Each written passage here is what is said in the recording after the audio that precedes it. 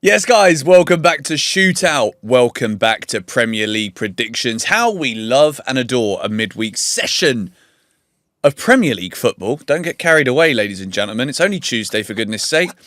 But we have got 10 of the highest order matches here to go through in the Premier League. The league is poised. If you didn't see yesterday's video where we reacted to that mental weekend of football, go and give that a little watch after this one. But we got games tonight, mate.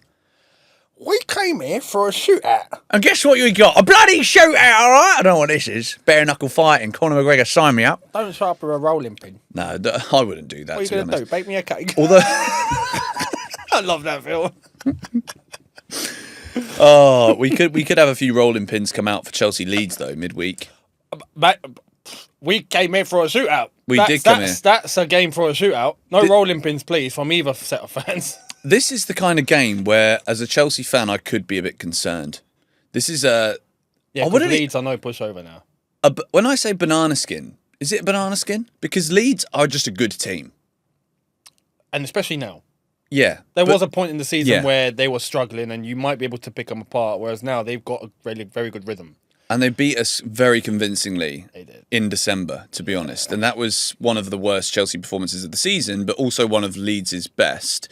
But I'd also say, for Chelsea, this has become a only win at all costs game because of what happened in December.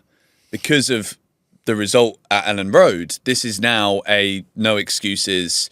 We can't afford any slip-ups.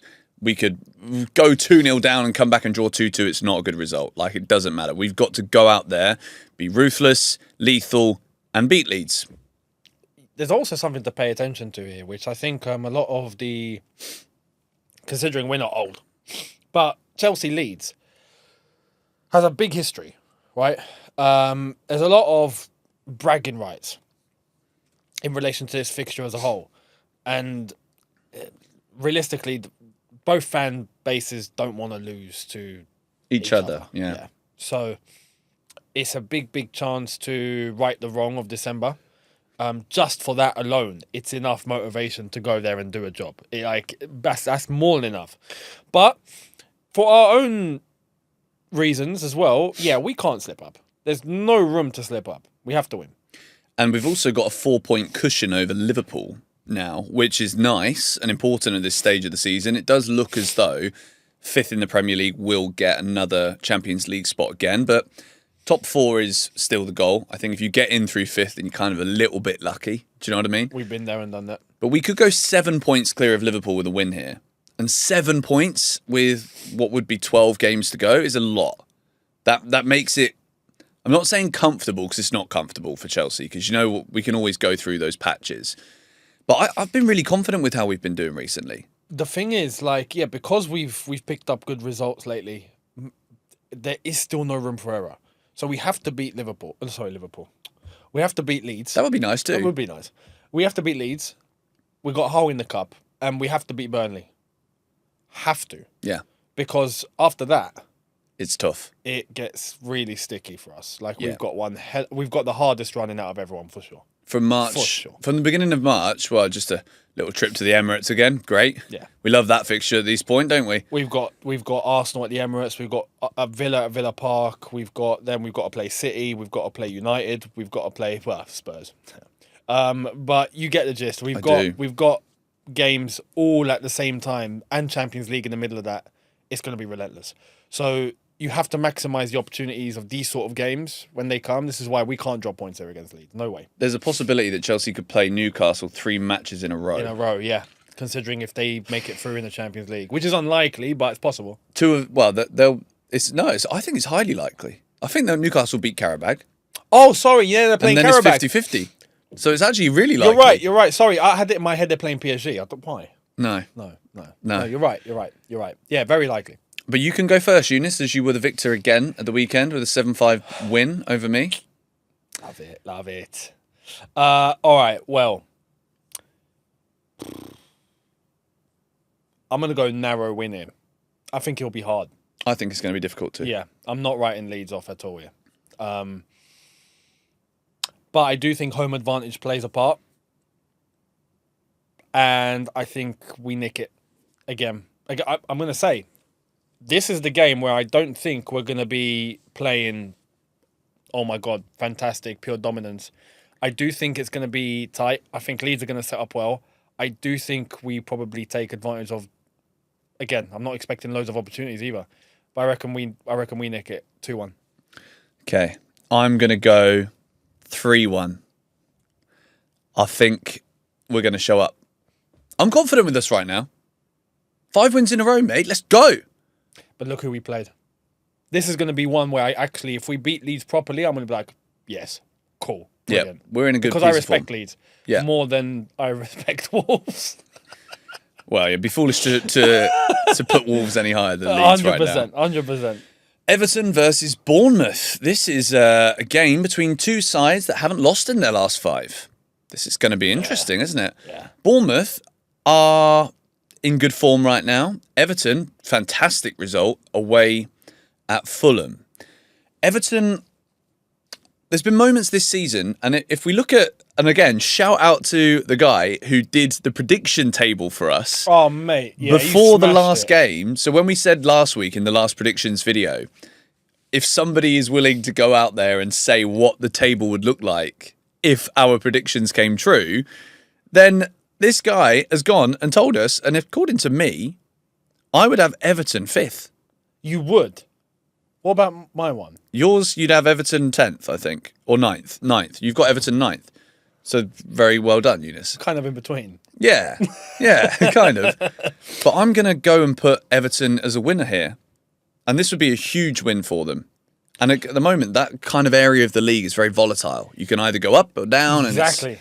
I'm saying 2-1. 2-1 Everton? Yeah. Everton, Bournemouth, they're the two teams right now that I look at as the two teams that have rejuvenated. The underdogs. You don't want to play them. Both of them have had bad patches of the season, but they're both picking themselves up at the same time. Yeah. Bournemouth have been good, and Everton have been good. This one's tough. You're going 2-1 Everton. I am going to go with a 1-0 Everton. 1-0. Yeah. Okay. So we've got 2 correct or 2 similar results. Tottenham, Newcastle. What do you call this? This is the sack-off derby. Sack-off. It's not a derby at all. They couldn't really be any further away. The El Sacico. That's a good one. Eunice wins. Thank you very much. I don't understand how Thomas Frank is in the job, personally, still. I don't get it. I don't understand. Eddie Howe, I do understand why he's still in the job, but I think that position is almost becoming... untenable. I don't know about untenable. I just think I actually do blame Eddie Howe a little bit. Of course. For the way things have gone at Newcastle. And I think he's been there for so long now.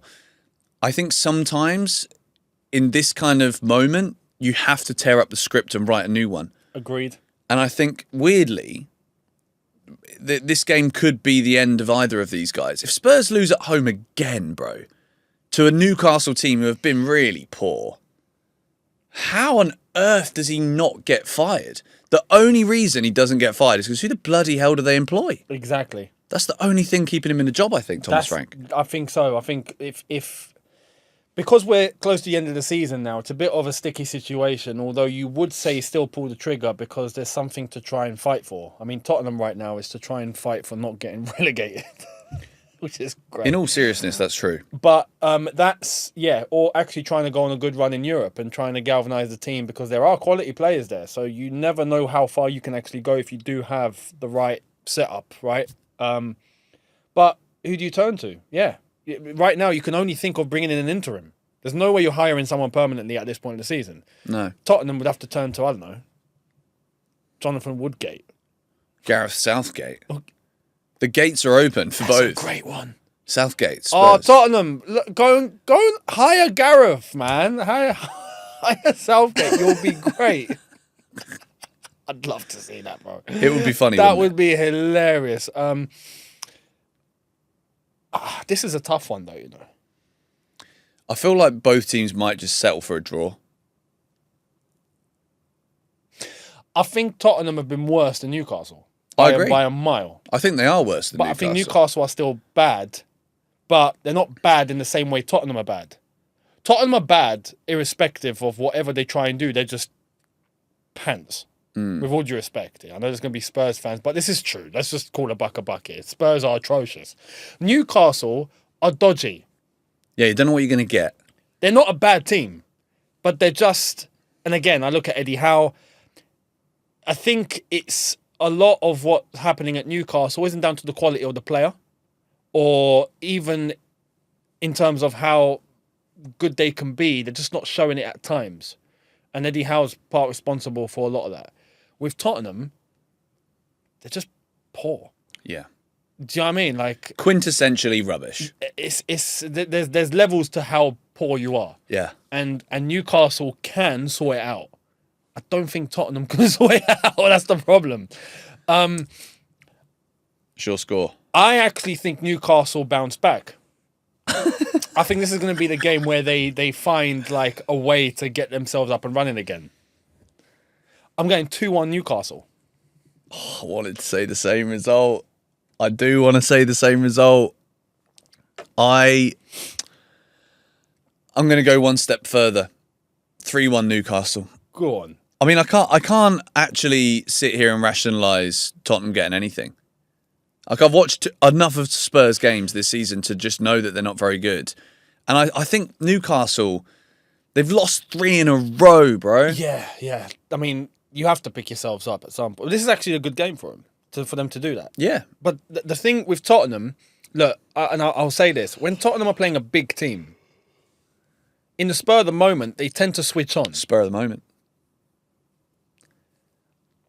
But Newcastle have been poor, so I'm not looking at Newcastle as a quote-unquote big team that are coming to Spurs that are going to switch Spurs on.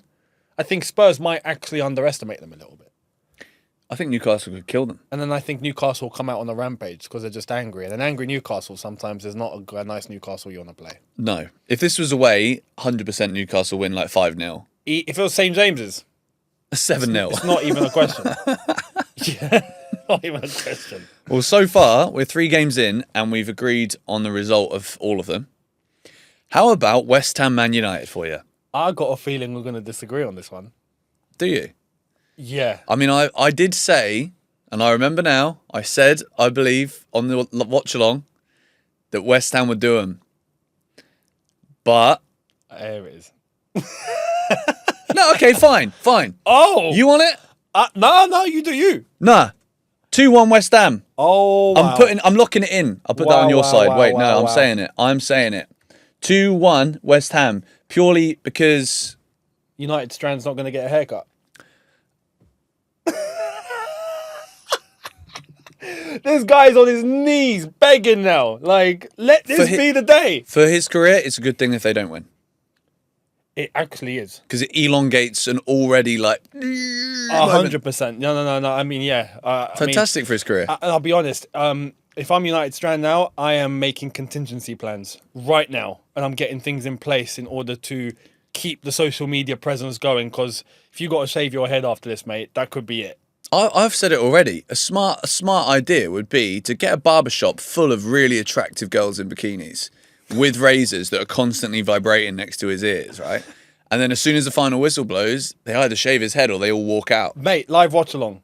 Like live from the barbershop. Yeah, 100%. And if United, like, can you imagine if United concede like a 92nd minute equaliser? I'm telling you. It's just like, everyone's like, oh crap, everyone get out the shop. Some moments in history need to be written and they need to be seen. Yeah. And this is one of them. But live watch along from the barbershop, please. Away from what we want to happen and more about the football. This Man United are in such good form. Yeah. And realistically, the only reason I'm saying West Ham win is because I did say it live, which I often say things live which are absolutely outrageous, and I'm sticking to my word. But in favour of West Ham United, they've actually been really good recently.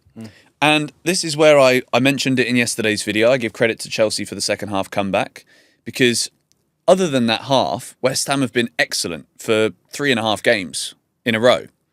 They've beaten Burnley 2-0, which isn't hard to do, but they were really good, man. Like, they look... Somerville scored in 5 games in a row. That's serious for a winger who, you know, just looked like an average Premier League player that was going to get relegated. Whereas West Ham now, they're 3 points adrift of Forest. they will also want to end this Man United winning run. Agreed. And I've seen them do it before. Although I think United are in such a flow right They now. West Ham have been much better lately. Don't get me wrong. And I think they'll be up for it. I don't think West Ham are going to be maybe as bad as what others are anticipating, because West Ham have been poor for the majority of the season. But I think this has come at a bad time for West Ham. You see, if this West Ham in form played United under Amorim, I'd be going, okay, West Ham might win this one. But I think what we're seeing from United isn't just a spur of the moment.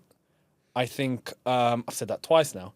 I think United are in serious flow, tactically and individually. And I think the quality that they're showing right now gets them across the line. You're going Man United win? I'm going Man United win. I'm going 2-1 win United. Wow, so we have literally flipped the script. And then I'm going United Strand will get his haircut. I'm saying, tough luck, mate. Just don't come to Dubai in the summer with that Barnet. You won't like it. It'll be horrible for you. Trust. Mate, don't. Awful. Aston Villa Brighton is the next game. I think this is must needed. No, that's not English. That's not English at all. This is a nice game for Aston Villa. I was looking for the right words. They just didn't arrive in my brain. Must needed. It's a must needed game. I think this is a perfect game for Aston Villa. They have won 1 in 5. Yeah, it's a must win. It's a must win. Now that's right. There you go. Blimey. Brighton are winless in their last 5, and Aston Villa, I think now, I don't think they're in the title race personally. I think if they lose or don't win this game, then you can start looking at a fall off, because Brighton have been so poor recently. Agreed. And Brighton, they've got 31 points. They're 8 points off the relegation places. But when I look below them, there's still a part of me that anticipates Tottenham could get some results. Like once in a while they might win. You know what I mean? Maybe. Leeds are good. Forest, I think, are way better than their position gives them credit for. And West Ham are in good form as well. Yep. So Brighton aren't safe yet. No. Especially with the way that they're just not winning. No one's really safe if you're not winning at that space in the season. Agreed. Surely Villa win this, though. Surely. Especially, again, at home. Villa have been in relatively poor form now. But, yeah, Brighton are not looking like... You know, Brighton at portions in the season, they just switch on and you can see like, oh, Brighton, whoa, they're playing good football, they're getting decent results, especially at home, which we've not done lately. But that's not what we're seeing from Brighton right now. And I think in terms of Villa having to bounce back and get themselves back on track, this is going to be, I think, the perfect game for them. Yeah. And I think they probably get a decent result here. I think so. Your score first. 2-0, Villa. I'm going to agree with you. I think 2-0 as well. Let's move into Crystal Palace versus Burnley. Are Palace about to enter the resurgence period? They're playing against the right teams here. They are. They absolutely are. And I think, yes. I don't know if it's going to be a long resurgence, if it might not just halt at some point soon, but I can't see anything other than a very comfortable 3-0 Palace home win here, to be honest. 3-0? 3-0. Yeah, I think they might score a few goals. Burnley are done, mate. They are. This is, I'm going... Finito. This is a Palace win, easily. How many? Imagine they don't. Could be 1-1. Surely, no. I think Burnley are finished. I think it's more because of that. Palace get themselves another win. Especially at Selhurst. I'm going Palace to beat Burnley 2-0 again. 2-0? Yeah. All right, comfortable. We've now got Man City versus Fulham. This is an interesting one, isn't it? Because Fulham have been a good side. They're 10th in the Premier League. Man City, that win against Liverpool was huge, contextually, for how they can still be in it now. Yep. I wonder, and I'm caught in two minds here. Do we go with history? And I look at Man City and I'm like, Semenyo and Guehi were fantastic January signings, both of which have come straight into the team. Like, Doku was having a good season, but now he's not playing because Semenyo is just a really high-level top Premier League player. Haaland has been poor for a while, and then he scores the winning goal in the 92nd minute. So how can you ever write off that robotic bloke who just scores goals for fun in his whole life? You know, his life revolves around scoring goals. He's a fantastic footballer.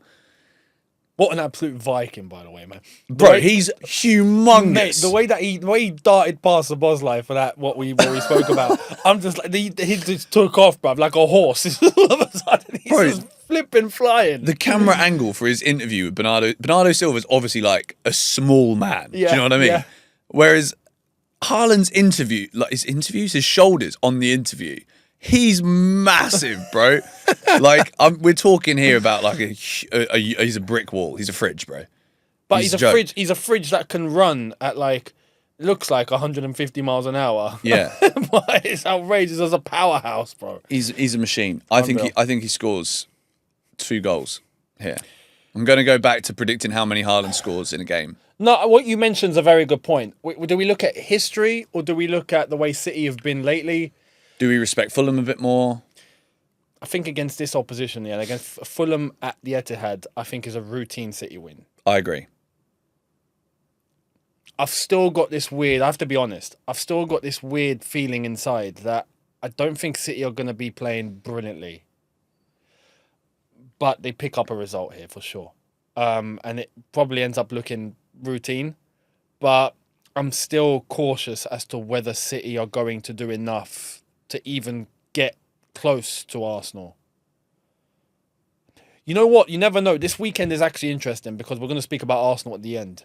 That could be a banana skin. Brentford away. In the form they're in right now. We've seen it happen. Again, if we're talking about history, we've seen that happen before. But this is the thing. I think history is history and it stands for, you know, you can use it in certain moments. I still am of the essence that Pep, City, it's the sunset. And maybe they've got one last hurrah in them, but I'm not expecting the levels that we've seen historically from them. Although there is enough quality for them to be able to give a fight. How much of that are we going to see? That's still a question mark. I don't think I can really answer that. But I do think they get past Fulham. Score? 2-0 again. 2-0. Okay. I'm going to say 2-1. I think Fulham will score a penalty. That's one of my weird predictions for the day. Forest versus Wolves. But do you know what? This is kind of annoying me. We've agreed on everything almost, apart from one game. But it's about to go another one, isn't it? Because I'm sorry, I'm not just going to make things interesting for the sake of it here and be like, oh, Wolves going to get a result here. Go on. No. Yes, know you want to. Okay. You know it makes sense. Okay, I'll ask you a question. No, this is dumb. This is stupid. Go on, ask a question. I was going to say, you remember like the banker's gamble on Deal or No Deal? Yeah. Where like they'd randomly, if you took the money, I watched a video on this yesterday. It's like the woman who had 1p and 250k, but she'd already agreed to take 17,500. Banker calls up Noel Edmonds, of course he does, for the show. And he's like, would you like to retract your money and take what's in your box? And she's like, yeah, go on then. Yeah. And she wins £250,000. Oh, she actually won it. Would you give me a banker's gamble that if I get this one, I just win the week? No. Fair enough. Well, then, end of story. Forest are going to flip and win. No. And they're going to win easily. Because the banker does that out of 3-0. fear. That he's going to lose 250k. Yeah. I don't need to do that out of fear because I'm going to win this weekend as well. I do rate that. I do love somebody that is confident in their abilities. Fair enough. I'm confident this is going to finish 3-0 Forest. 3-0 Forest? Okay, I'm gonna go along the same sort of hymn sheet here. Forest, enjoy the graveyard. Enjoy paying your respects. It's your turn this week. Who've Wolves got after Forest? Do we know? Does it matter? Just for the sake of Let me tell you. Just for the sake of who's paying their respects. No, I'll tell you who they've got. This weekend, Wolves... No, not this weekend, the following week. They're Palace away. Palace. This is perfect for Palace now. They can just beat all the relegated teams. That's it. I mean, Palace, get your suits ready, right? It's going to be your turn to pay your respects. Honestly, at this point, it is just funeral talk for Wolves. Yeah, you said 3-0 Forest. I did. Imagine Sean Dyche paying respects. Flipping now. I reckon he's a good guy at a funeral. You know, stands there. He's the sort hands of guy. in the right place. No, he's the sort of guy right that things. will put in a fantastic speech, something nostalgic, and will actually make people laugh at a funeral. Yeah. That's Sean Dyche. Yeah. That's why I'm saying. Yeah, Sinks a few pints as well at the wake. Yeah, he'll get people laughing at a memory. Yeah. He'll be the one to make the Mick McCarthy joke. He can. That will be Sean Dyche. This is every video But with now. his groggy like smoker's voice. Oh, it can. It can. It can. Nah, okay, now we've just gone off on a flipping funeral tantrum. I'm going. I want to say 4-0. No, I'll go 3-1 Forest. So you're going to give Wolves the credit to score? I'll let them have a goal. All right, fair enough. Sunderland, Liverpool. This is huge. Unbeaten at home, Sunderland. Liverpool, 1 win in 2026. Mate. This is Big Ange has returned here. This Mate. is mate. This is chaos, mate. I've got a weird feeling that the records are going to be broken in this game, but I also kind of. Hey, take the mic. I'm thinking. Okay, he's thinking. Thinking. For me, I think this is straightforward. I think we're going to get. If there's going to be one game so far that we've spoken about, that's going to be a cracker. I think it's Sunderland Liverpool. Cracker, as in like Cracker. loads of goals. Pay attention to this one, guys. Slap, bang, wallop. You want to watch this, and there's a reason why. If I'm not mistaken, is this on? Is this what time is this on? Is this a 5? No, this is a Wednesday night, 8:15. 8. Okay, Horrible, by the way. I think there's a reason why that is chosen by television, right? And it's because Sunderland have been really very good at home. They'll put up a fight. I think they'll play well, but Liverpool are Liverpool as well. I think Liverpool, they've been poor lately, but there is quality there to put up a fight. And I think that's why, for the sake of Sunderland's really nice home form, we're going to get a cracker. And not just a one-sided fixture. People look at Liverpool and go, no, this is the sort of game Liverpool would win. No, I disagree. Is it my result? It is. You can go first. 2-2. 2-2. I thought you were going to go even more extravagant than that. I'm tempted. No. I don't think Sunderland can win this one. Don't get me wrong, but I think Sunderland have. Do you remember Sunderland's form that they were in first half of the season? Yeah. And they looked unbelievable. They've slipped off from that. And that's why I think they'll put up a fight at home, considering, they've been unbeaten. They've been playing well at home, but I don't think that they'll get the job all the way done. I do think they'll draw, though, 2-2. I'm going to say Liverpool are going to win 2-1. You think Liverpool will bounce back? I think at some point they will. And I don't really know why I'm choosing a game against a team that haven't lost at home. By all means, George. I've done it. I've wrote it in. I don't like to delete the scores once I've put them in. So, they're locked in. We're going West Ham win. We're going Liverpool win. We're going for it. We might even go for a Brentford win now against Arsenal, mightn't we? This is a banana skin for Arsenal. This is. Do we create a title race or do we not? I don't think we do. I think it's going to be hard for Arsenal. Declan Rice is going to score a 87th minute winner. And Arsenal are going to win 2-1. I'm writing it in, I'm locking it in, and I'm going to just go out on a limb and say it.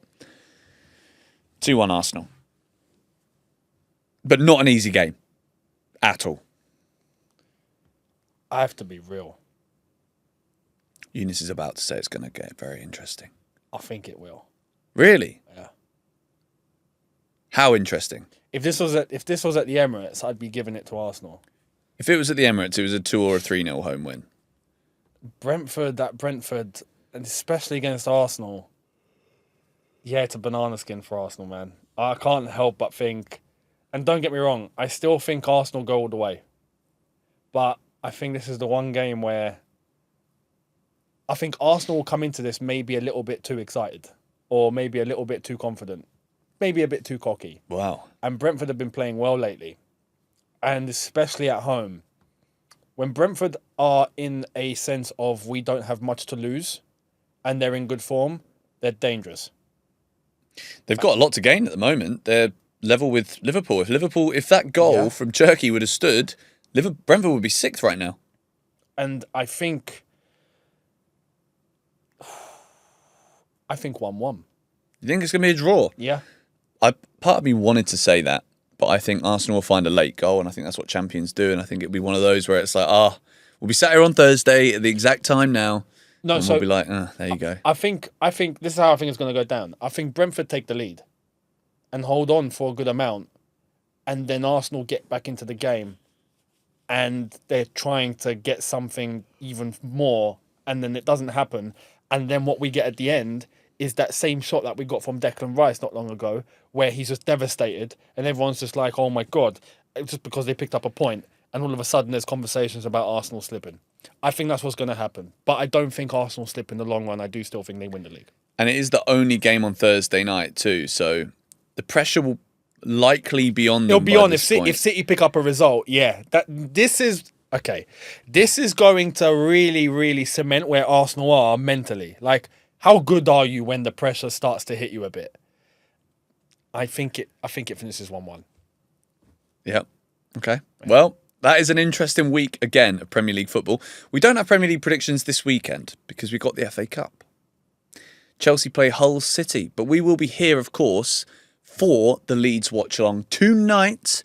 So make sure you've locked in, put the bell notification on if you want to be reminded. I get emails actually, because I did it just to see how it works. I didn't have bell notifications on anyone's channel, apart from our own, to make sure that the bell works. And it does. It does work. It does work. So if you want to be here for the watch along, please do. It's going to be a cracker. And as well as that, we'll be back in the studio on Thursday to talk over everything that happens this week. I actually think it's quite kind of a formality-ish kind of week, but we'll see.